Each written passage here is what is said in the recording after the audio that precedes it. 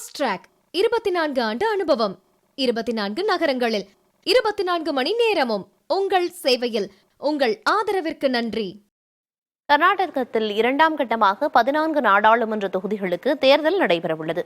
இந்த தொகுதிகளில் வெற்றியை நிர்ணயம் செய்யும் லிங்காயத் சமூகத்தினரின் வாக்குகளை பெறப்போவது யார் என அலசுகிறது இந்த செய்தி தொகுப்பு.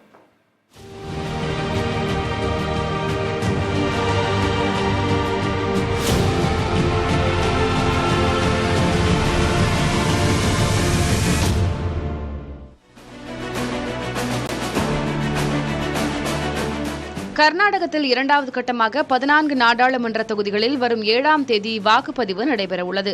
இந்த 14 தொகுதிகளிலும் வெற்றியை நிர்ணயிக்கும் சக்தியாக லிங்காயத் சமூகத்தினரின் வாக்குகள் விளங்குகின்றன. இதனால் அச்சமூகத்தின் வாக்குகளை பெற பாஜக மற்றும் காங்கிரஸ் கட்சிகள் பல்வேறு வியூகங்களை வகுத்து செயல்படுத்தி வருகின்றன. கர்நாடக பாஜக தலைவரும் லிங்காயத் சமூகத்தைச் சேர்ந்தவருமான விஜேந்திரா எடியூரப்பா அனைத்து தொகுதிகளிலும் தீவிர பரப்புரை செய்துள்ளார். இது பாஜகவிற்கு ஆதரவாக அமையும் என கருதப்படுகிறது. காங்கிரஸ் கட்சி மத்திய பாஜக அரசுக்கு எதிராக உள்ள 300 லிங்காயத் குழுக்களின் ஆதரவை பெற முயற்சித்து வருகிறது. இந்த சூழலில் களத்தை உன்னிப்பாக கவனித்து வருபவர்கள் மத்திய பாஜக ஆட்சியின் நிறைவேற்றப்படாத வாக்குறுதிகள் அக்கட்சிக்கு பாதகமாக அமையும் என்கிறார்கள். மாநில அரசின் திட்டங்கள் காங்கிரசுக்கு செல்வாக்கை ஏற்படுத்தியுள்ளது என்கிறார்கள்.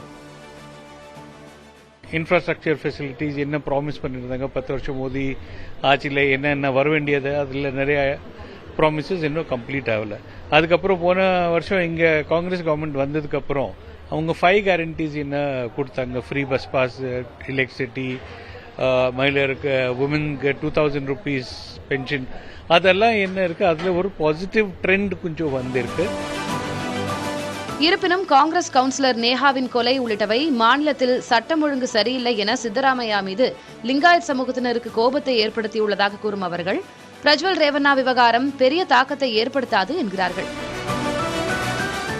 பிரஜ்வல் ரேவண்ணாவோட கொஞ்சம் இம்பாக்ட் இருக்கலாம், பட் அந்த அளவுக்கு கேம் சேஞ்ச் ஆகிற மாதிரி இம்பாக்ட் வாய்ப்பில்லை. அதேவேளையில் ஏழை மற்றும் நடுத்தர மக்களின் வாக்குகள் காங்கிரசுக்கே செல்லும் என்ற வாதமும் முன்வைக்கப்படுகிறது.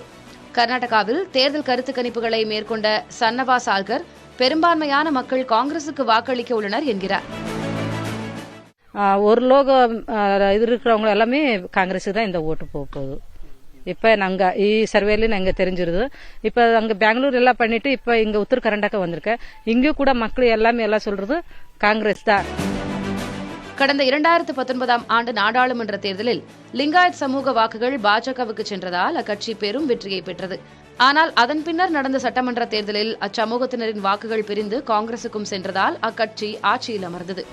ஃபாஸ்ட் ட்ராக் 24 ஆண்டு அனுபவம், 24 நகரங்களில் 24 மணி நேரமும் உங்கள் சேவையில். உங்கள் ஆதரவிற்கு நன்றி.